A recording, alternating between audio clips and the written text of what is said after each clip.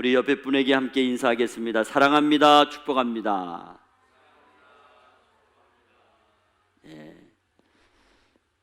우리가 고백이라고 하는 것은 많이 연습을 해야 됩니다. 우리가 말한 것만큼 행동에 책임이 있기 때문에, 또 우리의 입술을 통해서 축복하는 것은 그대로 하나님이 이루어 주실 줄 믿습니다. 우리 한 번 더 고백하겠습니다. 인생 성공은 하나님께 있습니다. 시작. 인생 성공은 하나님께 있습니다. 자, 오늘 말씀의 제목은 인생 성공을 향한 지혜라는 제목으로 함께 은혜를 나누려고 합니다. 기독교의 핵심 원리는 인생 성공입니다. 인생 성공은 영혼 구원에 있는 것입니다. 인생 성공은 돈이 많은 것이 아닙니다. 사회적인 높은 지위나 권력을 얻는 것이 아닙니다. 지식적인 깊고 높은 수준에 이르는 것이 아닙니다. 인생 성공은 삶의 성공입니다. 얼마나 가치 있고, 얼마나 의미 있고, 얼마나 보람 있고, 그래서 후회 없는 삶을 통해서 천국에 들어가는 것입니다. 한마디로 이 땅에서 천국을 사는 것처럼 살다가 천국에 가서 영광을 누리는 사람이 인생 성공자인 줄로 믿습니다. 그럼 이런 인생을 어떻게 살 수 있습니까? 먹고 살기도 힘들고 어렵고 각박한 이 세상에서, 악이 범람하고 사기를 치고 범죄가 많은 이 세상에서 어떻게 그런 인생 성공을 기대할 수 있겠습니까? 성경에는 온통 인생 성공에 대한 말씀으로 기록되어 있습니다. 어떻게 사는 것이 인생 성공인지 성경 말씀만큼 정확하게 가르쳐주는 서적이나 교훈은 없습니다. 인생이 뭐냐? 잠깐 보이다 사라지는 안개와 같다고 했습니다. 인생이 뭐냐? 높아지는 자는 낮아지고 낮아지는 자가 높아지는 것이라고 했습니다. 인생이 뭐냐? 하늘의 미랄이 땅에 떨어져 그대로 있으면 아무 열매가 없고 죽으면 많은 열매가 있다는 것입니다.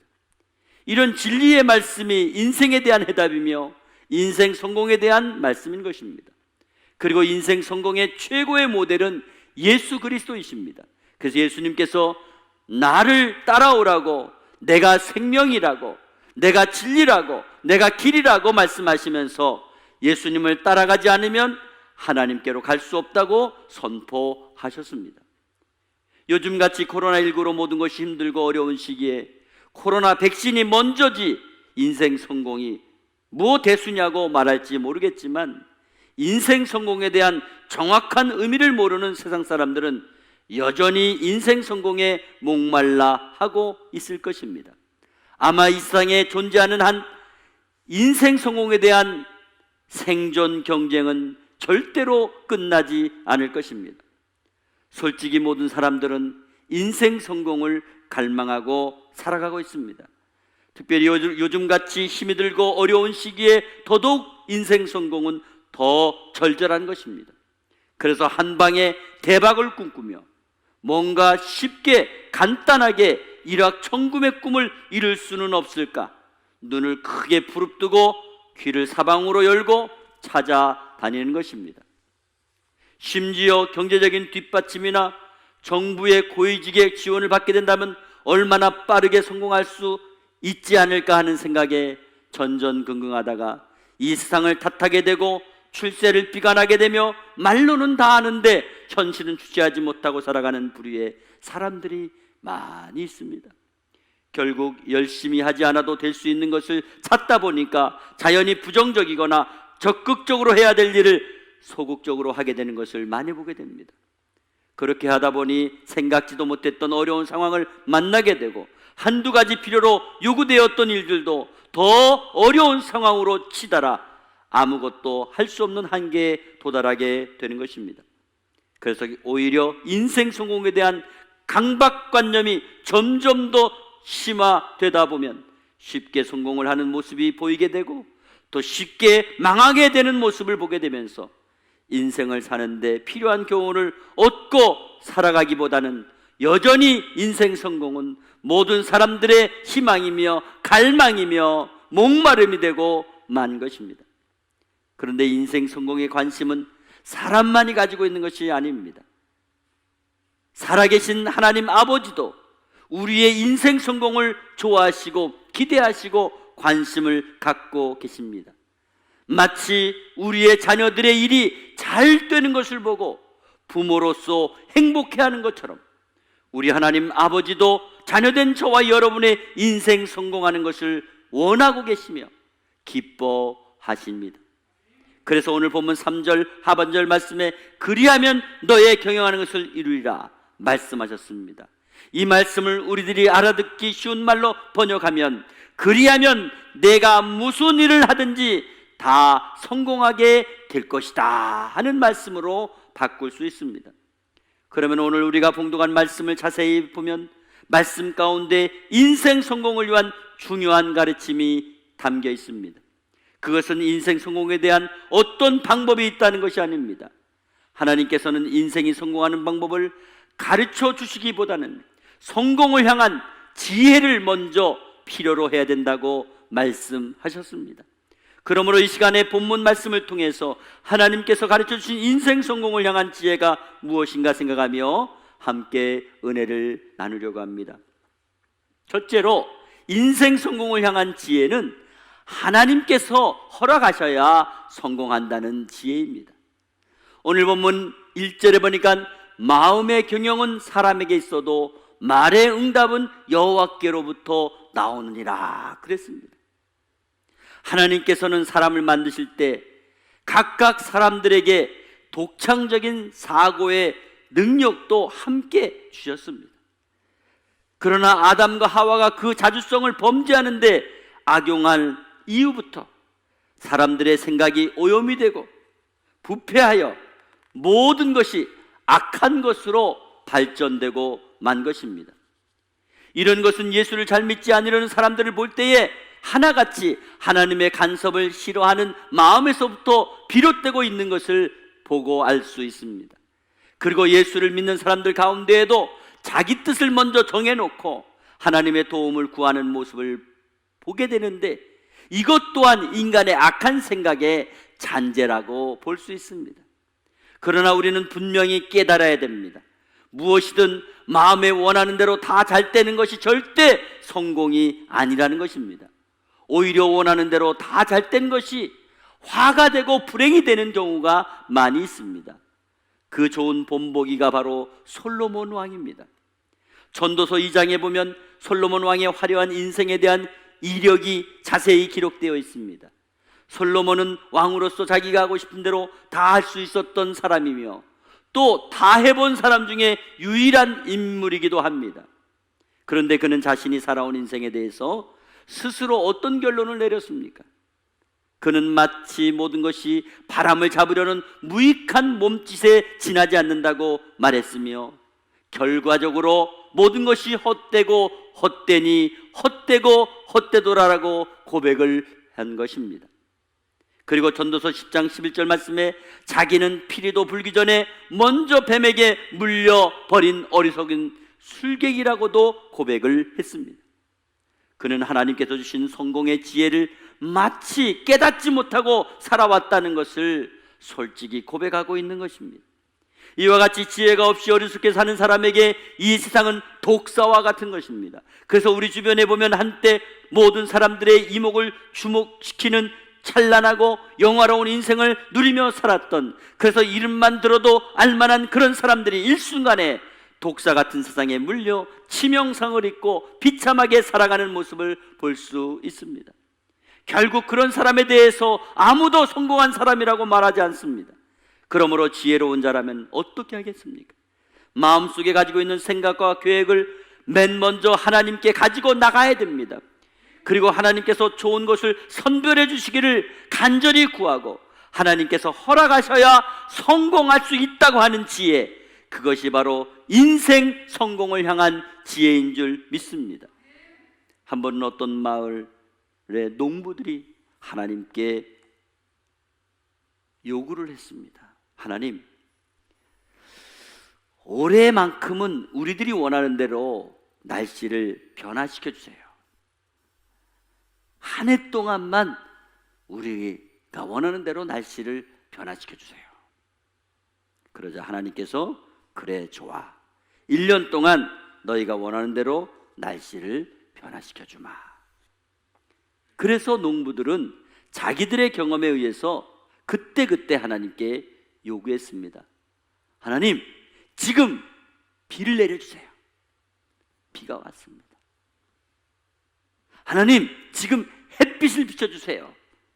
햇빛을 비춰줬습니다. 하나님, 지금 바람 불게 해주세요. 바람을 불게 해주세요. 그리고 어느덧 가을이 되어 들판에 곡식을 추수하게 되었습니다. 농부들은 신이 났습니다. 야, 올해는 정말 자연 그대로 우리가 원하는 대로 되었으니 얼마나 큰 풍년이 되었을까.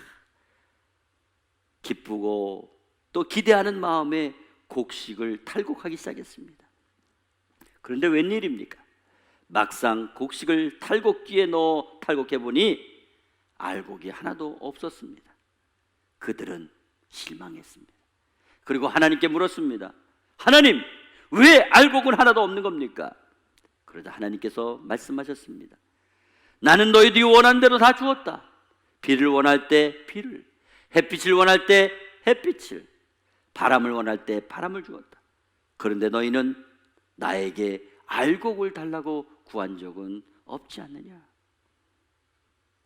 너희들은 한 번도 나에게 알곡을 달라고 하지 않았다. 그때서야 농부들은 자신들의 경험에 의해 하나님께 주문하는 것보다도 모든 것을 다 알고 주시는 하나님께 맡기는 것이 옳다는 것을 깨닫게 되었습니다. 그렇습니다.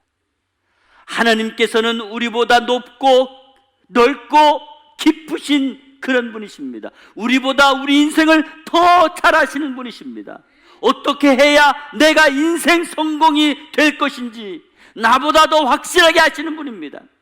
그러므로 인생 성공은 그분의 지혜에 맡기는 것이 비결인 줄 믿으시기 바랍니다. 두 번째로 인생 성공을 향한 지혜는 성공하려는 일을 하나님의 저울에 다는 지혜입니다. 오늘 본문 2절에 보니까 사람의 행위가 자기 보기에는 모두 깨끗하여도 여호와는 심령을 감찰하시느니라 그랬습니다. 사람들에게는 아주 묘한 근성이 있습니다. 그것은 대부분의 사람들이 자기가 생각하고 있는 것은 다 옳다고 생각하고 그래서 반드시 잘 될 것이라고 여기는 일종의 자기 착각 속에 살아가고 있다는 것입니다. 물론 나름대로 자기 행위에 대한 경험에 대한 정당성을 내세울 만한 논리를 가지고 있기에 그렇게 하겠지만은 결과는 사울왕처럼 자기 마음대로 하고 하나님을 위해서 했다고 핑계대는 모습이 되는 경우가 많이 있다는 것입니다. 한때 사울왕은 아말렉 아각왕을 체포하고 살찐 우양으로 제사를 지내는 것이 전승 기념비를 세울 만한 자랑이라고 생각을 했습니다. 그러나 그 순간 그는 결정적인 실수를 범했습니다. 왜? 그가 한 행동의 동기가 하나님의 명령에 순종하기보다는 자기 개인적인 욕심을 채우려는 불순한 마음에서 비롯된 것이기 때문입니다. 이런 사울왕의 모습은 오늘날 저와 여러분의 모습이 될 수도 있다는 것입니다. 겉으로 드러나는 일에 대해서는 지나치게 예민하고 까다로운 사람이 보이지 않는 마음의 문제나 남의 마음에는 상처를 주고 힘들게 하고 괴롭히는 문제에 대해서 너무도 쉽게 합리화시키고 그냥 저냥 넘어가려고 할 때가 얼마나 많이 있었습니까? 그러나 하나님께서는 인간의 심령을 감찰하시고 그 행위를 다 판단하신다고 말씀하셨습니다. 여기 2절 말씀에 감찰하신다고 하는 말씀은 저울에 달아본다는 뜻을 가지고 있습니다. 저울의 본래 의미가 무엇입니까? 문제가 되는 물건의 무게가 얼마나 되는지 정확하게 알아보는 것을 말합니다. 그러므로 우리는 우리 자신이 겉으로 보기에는 아무리 깨끗하고 아무리 문제가 없어 보인다 하더라도 하나님의 공평하신 저울에 달아봄으로 정확하게 나타내야 된다는 것입니다. 그래서 조금이라도 불순한 것이 있다면 반드시 하나님 앞에 통회하고 자복하고 회개함으로 제거하라는 것입니다. 그럴 때 하나님께서 우리의 가지 말아야 될 실패의 길을 막아주실 것이고, 반대로 우리가 가야 될 성공의 길로 인도해 주실 줄 믿습니다. 그러므로 인생 성공을 향한 지혜는 하나님의 저울에 달아보는 지혜임을 믿으시기 바랍니다. 세 번째로, 인생 성공을 향한 지혜는 전적으로 하나님을 신뢰하고 맡기는 지혜입니다. 오늘 본문 3절에 너의 행사를 여호와께 맡기라, 그리하면 내가 경영하는 것이 이루어지리라. 아멘. 우리 인생은 우리 스스로 하는 것보다도 누군가의 도움을 받아서 이루어지는 일들이 더 많이 있습니다.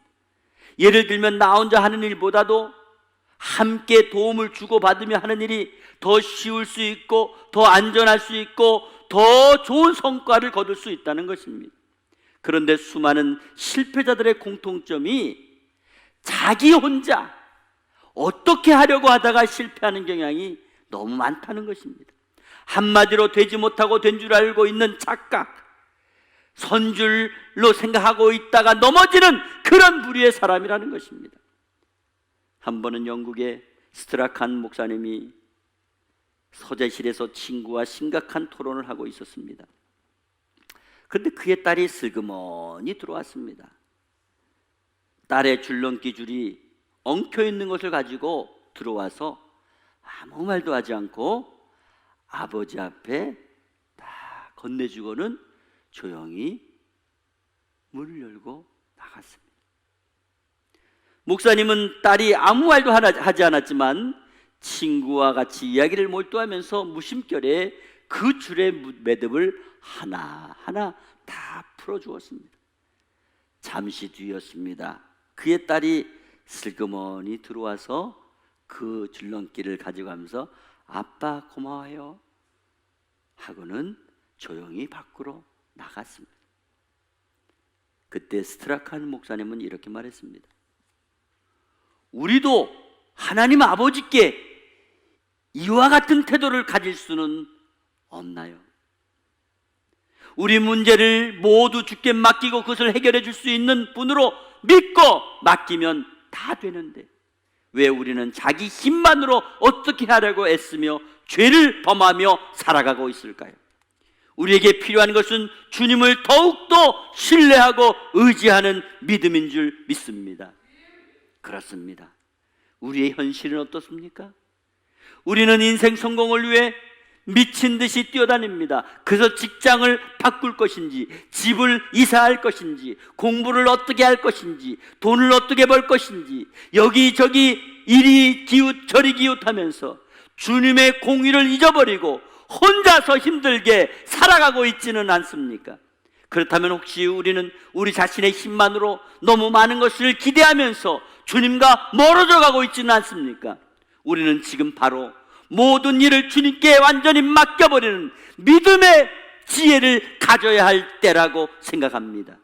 베드로전서 5장 7절에 너희 염려를 다 주께 맡겨버리라, 이는 그가 너희를 권고하십니다. 시편 121편 1절 2절에 내가 산을 향하여 눈을 들리라, 나의 도움이 어디서 올꼬, 나의 도움이 천지를 지으신 여호와에게서로다. 사랑하는 성도 여러분, 인생 성공은 하나님의 손에 달렸습니다. 지금까지 우리가 마음에 품은 계획들 그리고 우리의 행동들 먼저 하나님 앞에 가지고 나가는 것이 성공의 지혜임을 배우시기 바랍니다. 이것이 오늘 본문 말씀 3절에 다시 집약하고 있습니다. 한마디로 맡긴다. 맡긴다. 이 말씀은 우리들의 생각과 우리들의 행동을 고스란히 하나님께 굴려 보낸다는 것을 말씀하는 것입니다. 그러면 하나님께서 우리가 구체적으로 어떻게 살아야 될 것인가를 가르쳐 주신다는 말씀입니다. 우리가 아무리 힘들고 아무리 어렵고 아무리 바쁘게 시간에 쫓긴다고 하더라도 언제나 제일 먼저 하나님의 말씀을 묵상하고 주님께 기도하는 여유를 가질 때에 우리 마음에 참 기쁨을 주시고 주님께서 원하시는 일을 자신 있게 행하게 하실 것을 믿습니다.